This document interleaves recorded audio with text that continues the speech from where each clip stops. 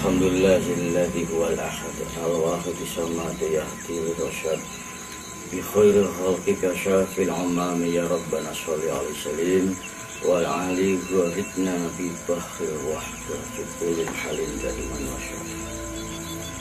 Alhamdulillah, malam ini kita bisa bermuajahah, kita bisa kembali silaturahim, menepno hati, tahu renungan malam, renungan hati untuk bertafakur diri kepada Allah Subhanahu wa taala.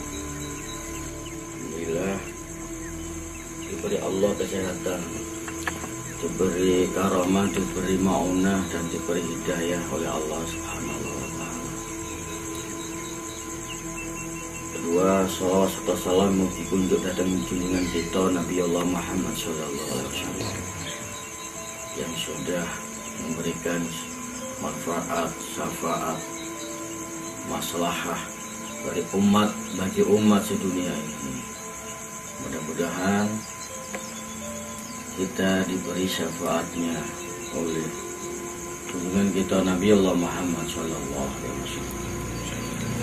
Kata temanya ini adalah cinta itu adalah bersifat universal. Cinta itu merupakan tali Allah yang terbentang di alam semesta. Bagi siapa saja pasti akan mempunyai cinta, dan bagi siapa saja akan mengalami atau mempunyai, yaitu cinta dan kasih sayang. Kira-kira ada yang bertanya? Saya mau tanya Gus, di dalam duniawi ini juga ada kata cinta, kasih, dan sayang. Bagaimana pandangan Gus masalah perbedaan antara cinta dan sayang tadi Gus? Cinta dan kasih sayang. Bismillahirrahmanirrahim. Huruf ba dari kata atau dari ayat Bismillahirrahmanirrahim itu adalah termasuk huruf jar. Dari kata Bismillah, dengan menyebut asmamu ya Allah, Bismillahirrahmanirrahim. Ismi dari lafaz Bismillah itu adalah kata mudhaf,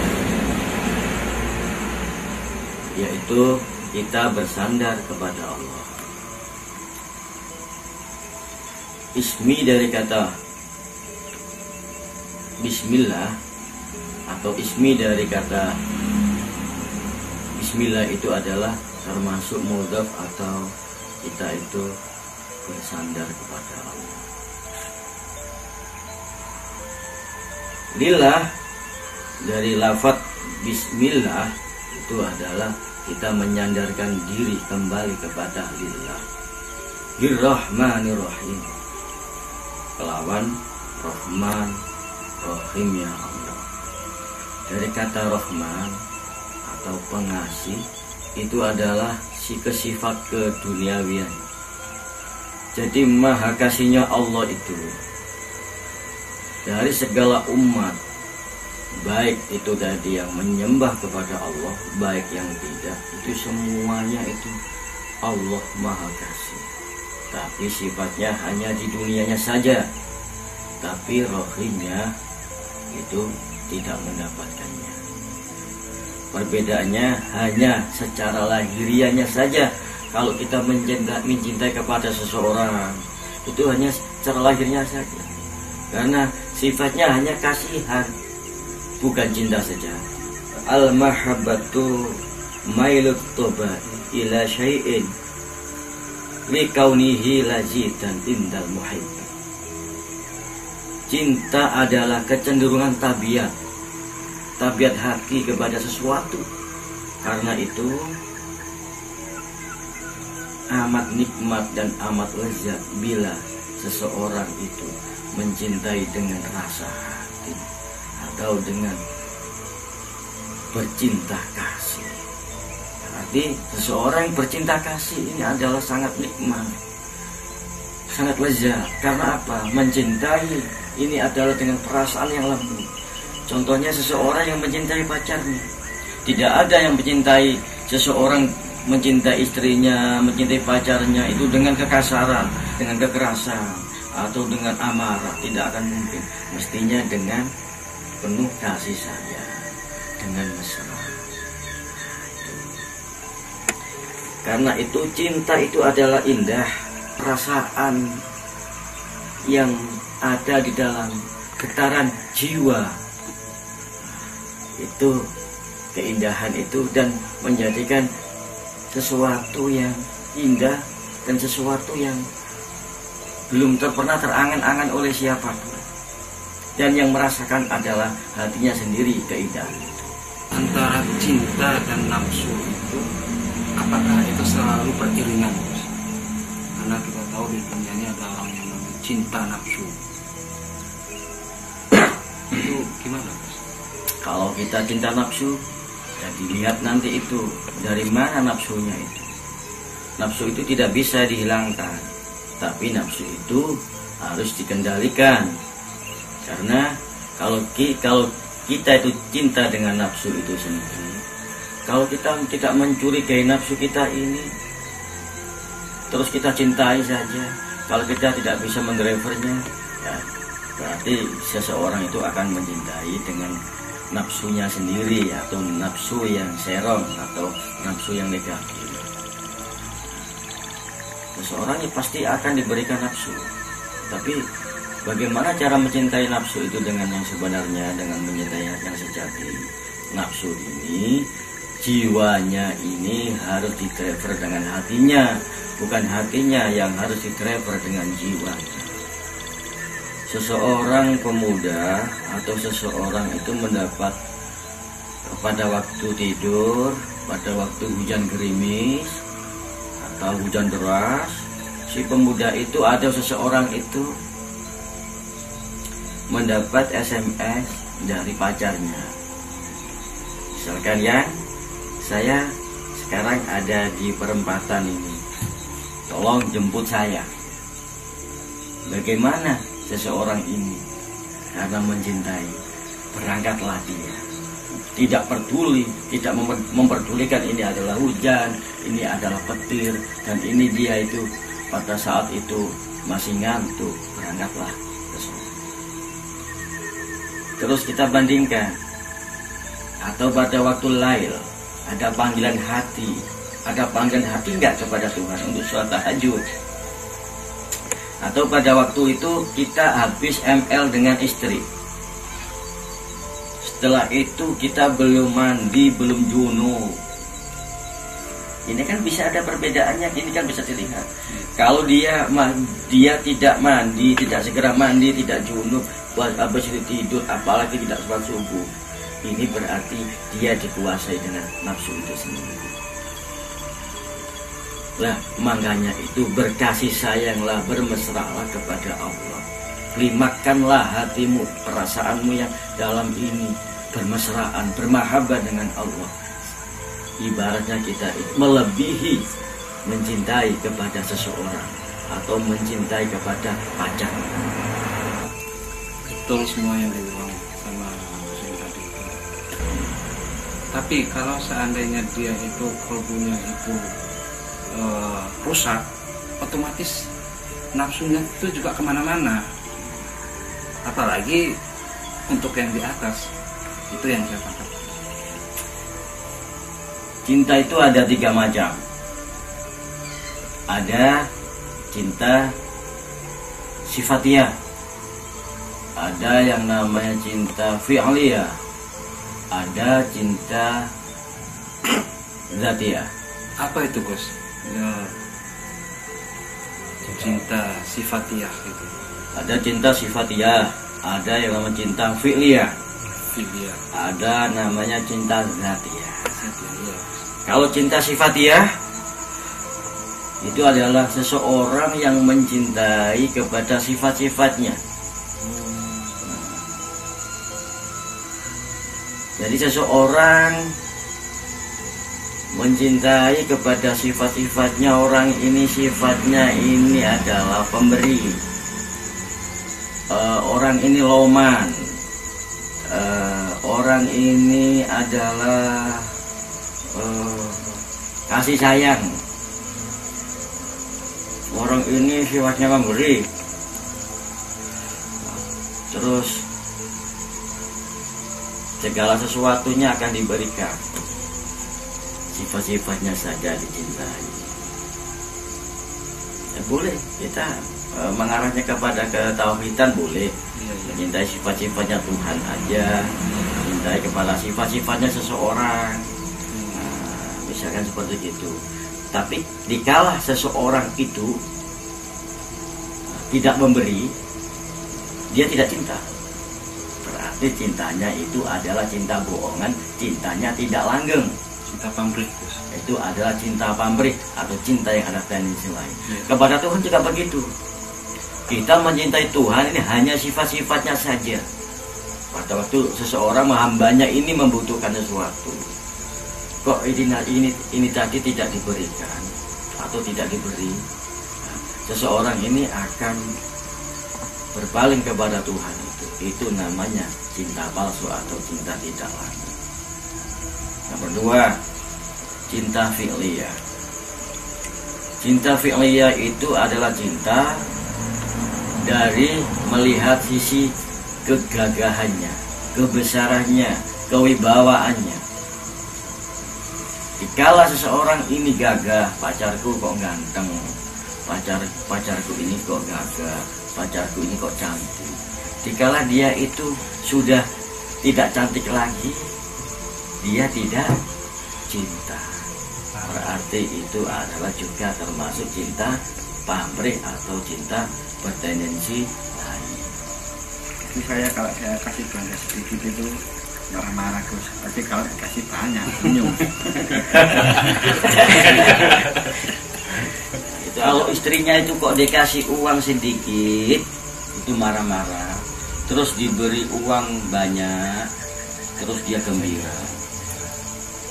Ibaratnya kucing aja.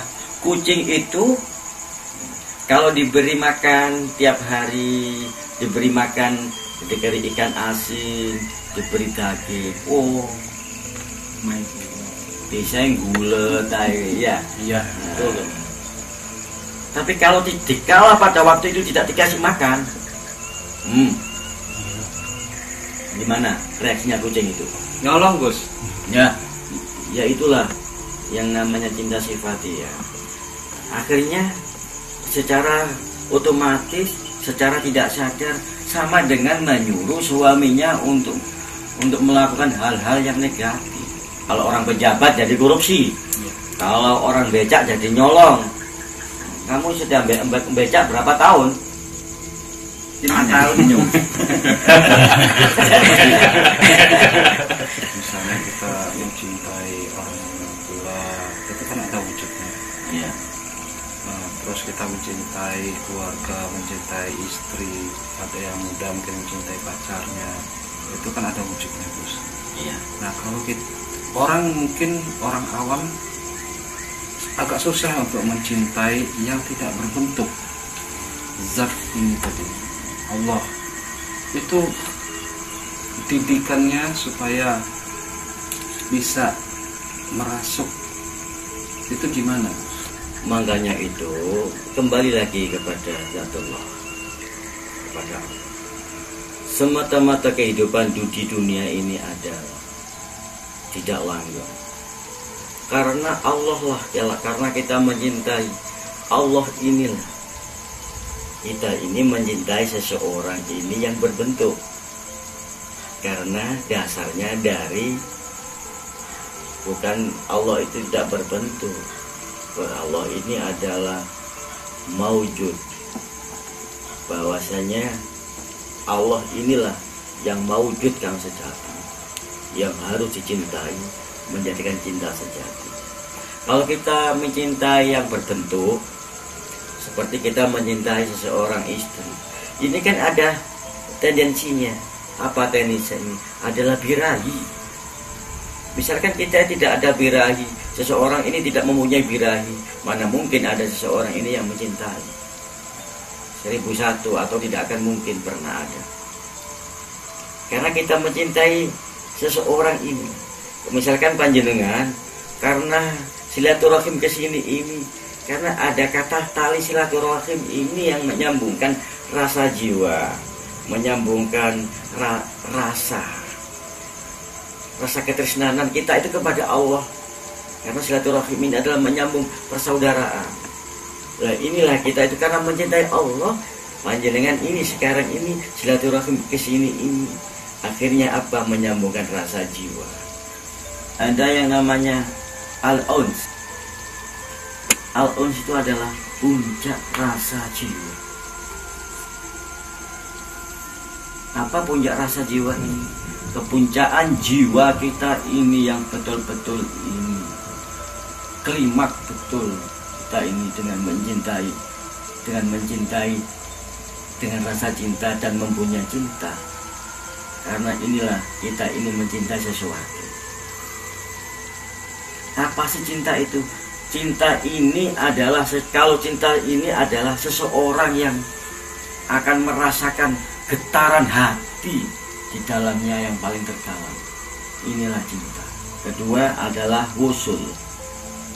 Wusul itu tenggelam dalam hati, terbuai dengan keindahan dan terpesona dalam sesuatu kelezatan. Itulah cinta. Nomor 3, al-syauq. Apa al-syauq itu? Al-syauq itu adalah rindu. Apa rindu itu? Rindu itu adalah perasaan yang telah bersatu dalam dirinya, perasaan yang terindah di dalam hati ini dengan rasa cinta itu sendiri. Bahkan di balik rasa benci itu telah tersembunyi sesuatu perasaan rindu yang berkobar-kobar. Anda telah dicintai seseorang karena kegagahannya, karena fi'liyahnya, itu jenengan ini dicintai dengan seseorang di SMS dan lain sebagainya. Padahal sampai itu membencinya, males, saya nggak emut, nggak klik. Tapi seseorang ini loh, masih mencintai. Jawabannya SMS-nya, terus kata-katanya, ya maaf kalau mengganggu saya, maaf kalau saya. Kamu itu bagaimana sih? Kamu itu lonte ya, kamu pelacur ya, kamu kok bilangnya cinta-cinta, kalau nggak cinta kamu. Ya maaf. Dia itu mau cinta, masih tetap cinta. Ya enggak hati kita ini. Walaupun kita diuji dengan Allah, dengan segala cobaan, dengan segala sesuatu ujian dan lain sebagainya, jangan bersuudzon bahwasanya Allah tidak mencintai. Bahkan panjenengan ini lebih mencintai dan rindu kepada Allah. Tumbuhkan perasaan yang paling berkobar-kobar ini. Perasaan berkobar-kobar ini adalah perasaan cinta yang mengharapkan dengan kasih sayangnya. Maka Allah itu akan lebih menyayangi panjenengan. Yang namanya rindu itu adalah, bahasa rindu adalah pengharapan. Pengharapan cinta dan ketemu dengan yang namanya cinta itu. Cinta dan kasih sayang dan ingin pertemuan, itu namanya rindu. Aku rindu sayang.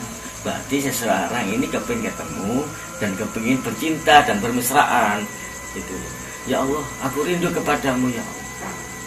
Aku ingin engkau peluk ya Allah. Peluklah jiwaku ini ya Allah. Peluklah hatiku ya Allah. Peluklah nyawaku ini ya Allah. Terbangkan ke dalam zat-Mu ya Allah. Makanya kata-kata itu biasanya dilantunkan seperti itu. Lah, kita itu mau mencintai Allah. Kalau kepingin berdoa kita ini diterima oleh Allah, dan doa ini ingin dikabulkan dan ingin dibalas SMS kita ini kepada Allah, ibaratnya message ini kepada Allah, harus yang sopan dong. Masa panjenengan semuanya ini kalau mau ml making love dengan istrinya. Ayo dibuka, aku kepingin making love. Itu namanya tidak mesra. Harus disayang dulu. Istriku cantik banget, putih. Saya tidak salah memilih istriku yang cantik.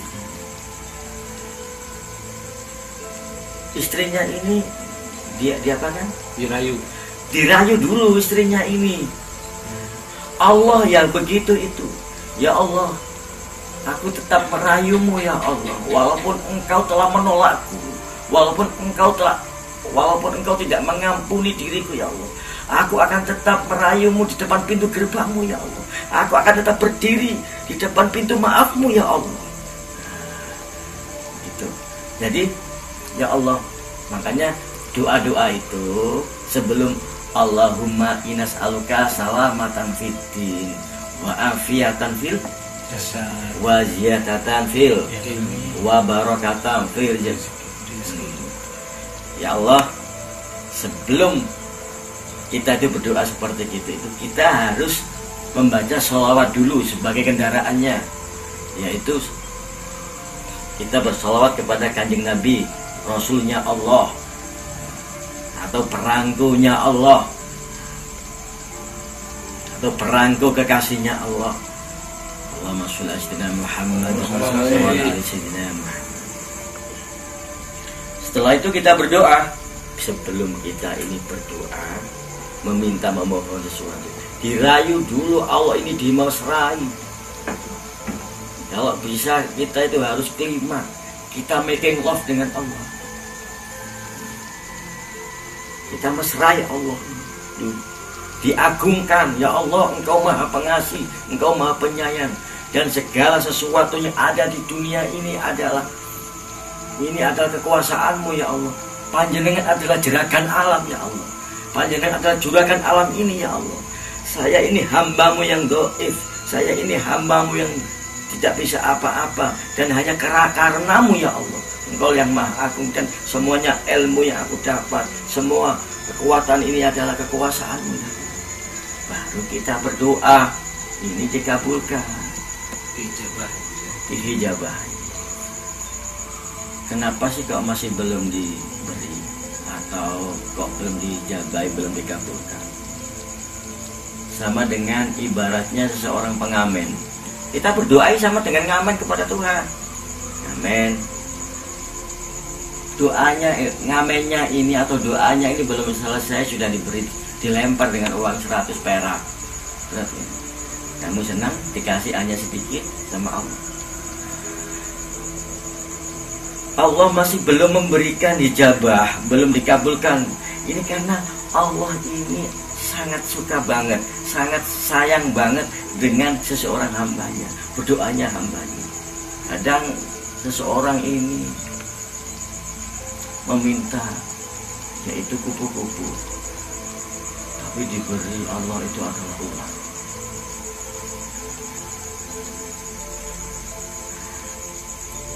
Seseorang diberi ulat, bingung dia. Aduh, kok kayak kasih ulat ini jijik banget ya. Padahal Allah ini masih memproses. Ulat ini akan menjadi kepompong, dan kepompong akan menjadi kupu-kupu yang indah. Paham ya? Seseorang sufi kalau sudah mencapai ketingkatan mahabbahnya atau kerinduannya kepada Allah, terkadang-kadang menjadikan abnormal, padahal dia adalah normal. Jadi normalnya ini sudah melampaui batas katanya, atau orang-orang yang tidak bisa mengurainya hatinya. Seseorang yang sufi itu dianggapnya abnormal, bahkan mengatakan bahwasanya syairnya itu, aku rindu dan aku rindu adalah aku. Kami adalah dua ruh, dan kami bersatu dalam satu tubuh. Dipikir-pikir, kalau dilihat sekilas, ya punya orang gila atau abnormal. Karena mungkin begini bos, dia terlalu mencintai terlalu mencintai Allah sehingga takutnya itu mungkin takut ditinggal umpamanya. Bisa juga seperti itu. Takut Ya. dipisahkan. Ya itulah, karena kerinduan yang terbuai di dalam perasaannya itu adalah yang namanya penyiksaan rindu. Akhirnya dia mengatakan syair seperti itu. Jadi Allah ibaratnya mancing ke dalam hatinya seseorang, hambanya ini, dan hambanya ini adalah satu tubuh ke dalam zatnya, dalam kerinduan. Kita itu meneruskan yang tadi, kita itu berdoa kepada Allah itu ya harus dimesrai. Dimesrai itu bagaimana sih? Dengan yang romantis. Kalau kita making love dengan seseorang atau dengan istrinya, itu juga memakai desahan kepada Allah, juga harus ada desahan. Contohnya, ya Allah, aku rindu kepadamu ya Allah. Jangan kau lepaskan aku ya Allah. Aku rindu, cintailah aku ya Allah. Seandainya engkau tidak mencintaiku, alangkah indahnya diri ini ya Allah. Dengan tetesan air mata, dengan desahan, itulah kita mencintai kepada Allah. Apa sejatinya cinta itu? Hakikatnya cinta itu adalah rasa emosionalnya yang sangat tinggi. Rasa emosional yang inilah di dalam hati ini hubungannya adalah perilakunya, hubungannya adalah rasional.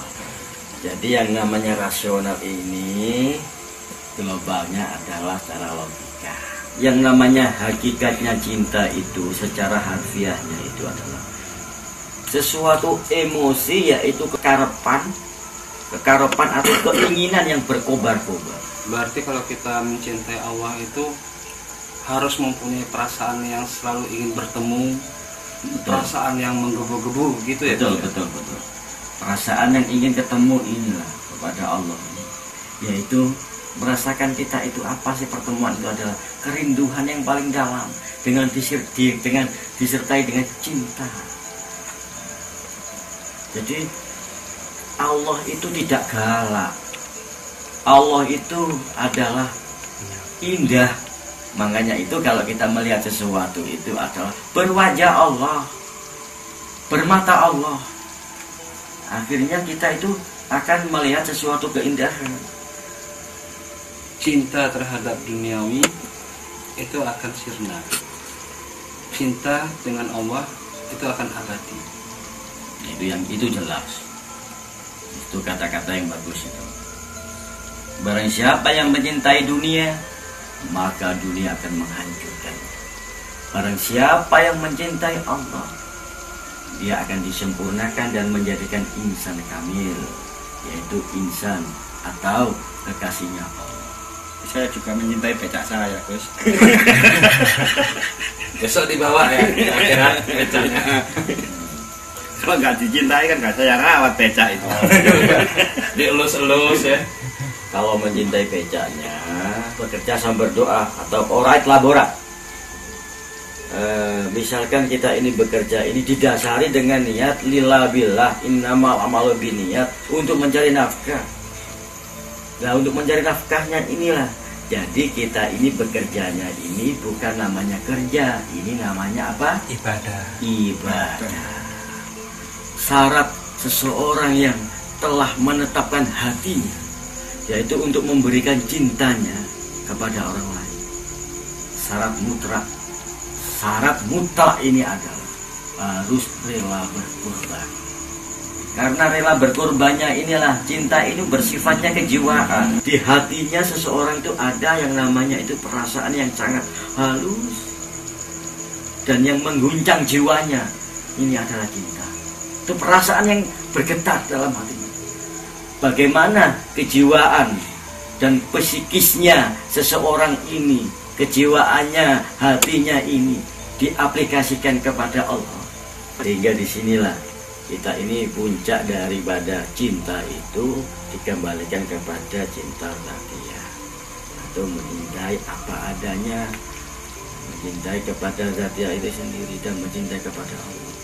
Kalau seseorang tidak bisa mengartikan secara harfiah apa itu cinta, maka seseorang itu cintanya itu akan hampa. Bahwa dengan kejiwaannya dan kasmarannya seseorang ini, yang tergila-gilanya dan maniaknya seseorang ini untuk mencintai Allah ini, di samping itu seseorang itu akan menemukan bahwa sesungguhnya Allah itu selalu manjing di dalam qalbu.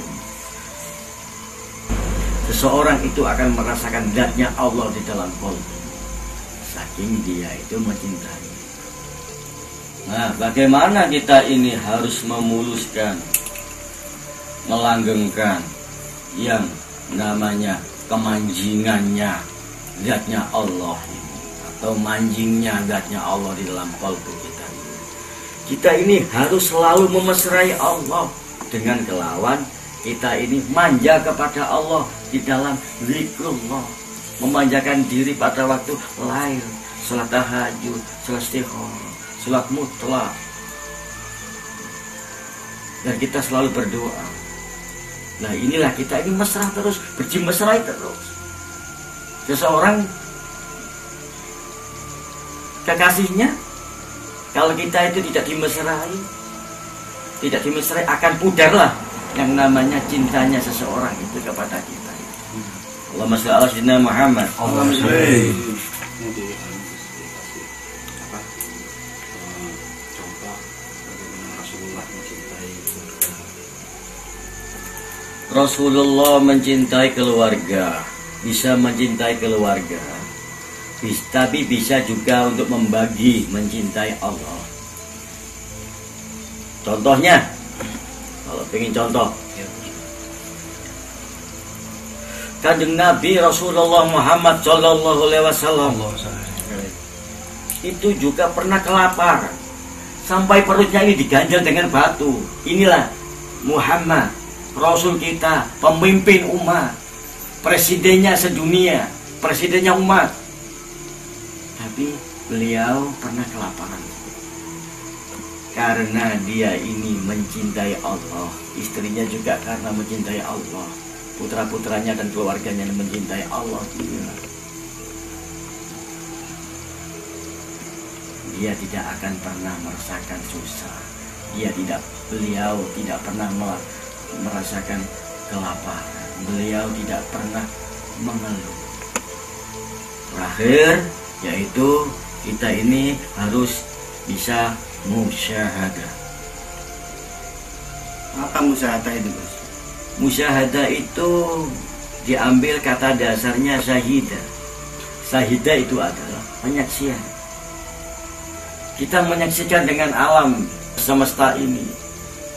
Kita menyaksikan bulan, bintang, dan segala sesuatunya ini. Ini adalah sama dengan menyaksikan adalah kebesaran Allah atau adanya Allah.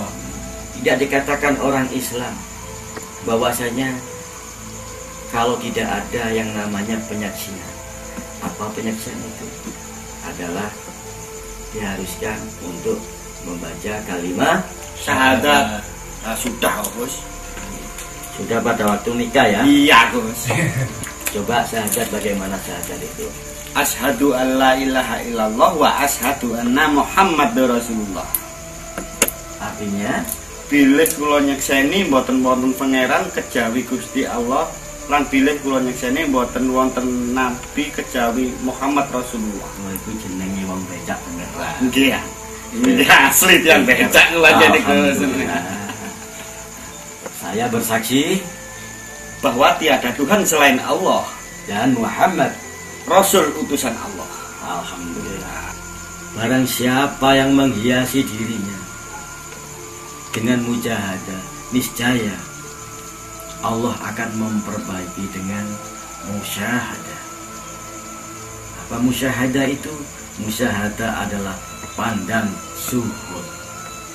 Pandang suhud itu yang berarti sesuatu pandangan batin, sesuatu penyaksian dan keyakinan yang tak akan dilakukan lagi. Itu adalah musyahadah. Kenapa Anda menjadi Islam?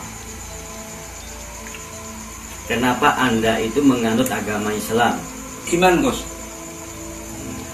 Karena nenek moyang saya orang Islam gitu Gus saya. Dijawab kenapa kok Islam? Karena nenek moyangnya Islam Gus. misalkan neneknya itu Kristen. Ya nggak tahu Gus. Ya kemungkinan bisa Kristen Gus, saya kan nggak tahu. Nanti nenek saya Islam, bisa Islam ya itu saya ikuti Islam gitu Gus. Subhanallah. Kenapa alasannya?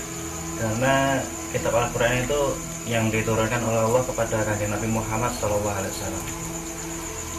Karena dengan menyebutkan asyhadu an la ilaha illallah wa asyhadu anna Muhammadar Rasulullah, saya bersaksi tiada Tuhan selain Allah, dan saya bersaksi bahwa Muhammad adalah utusan Allah. Karena dari pandangan penyaksian dari kebatinan yang tinggi dan perasaan cintanya ini yang berkobar-kobar dan penyaksian keimanannya inilah seseorang ini dari kata musyahadah atau dari asyhadu an la ilaha illallah wa asyhadu anna Muhammadur Rasulullah. Dengan keimanannya itu, dengan adanya langit dan bumi dan semuanya ini diciptakan, ini adalah bukti dengan adanya Tuhan. Ini kok ada bulan? Bulan itu kan tanpa ada centelannya. Kok bisa seperti begitu ya? Padahal bulan ini jauh lebih besar daripada bumi. Matahari jauh lebih besar daripada bulan. Itu pun juga tidak ada yang namanya hangernya. Tahu hanger ya? Tidak ada hangernya, juga nggak ada centelannya. Ini berarti kekuasaannya Allah atau bukti adanya Tuhan. Saya adalah sebutir debu yang kotor yang seketika itu lenyap diterpa angin. Dan saya adalah manusia biasa yang tidak bisa apa-apa. Kita adalah ngaji bersama-sama, mengulas bersama-sama, dan saya adalah orang yang dhaif, yang bodoh. Kita untuk mengkaji kitab, mengkaji bertafakur untuk menuju muqarabah kepada Allah. Ada salahnya saya mohon maaf yang sebesar-besarnya, karena saya ini adalah seseorang atau hamba yang tak sempurna. Kalau ada baiknya, itu adalah kekuasaan Allah Subhanahu wa taala. Wabillahi taufiq wal hidayah wa ridha wal inayah. Taqabbalallahu minna wa minkum. Wassalamualaikum warahmatullahi wabarakatuh. Waalaikumsalam warahmatullahi wabarakatuh. Et mon ami la rose me l'a dit ce matin.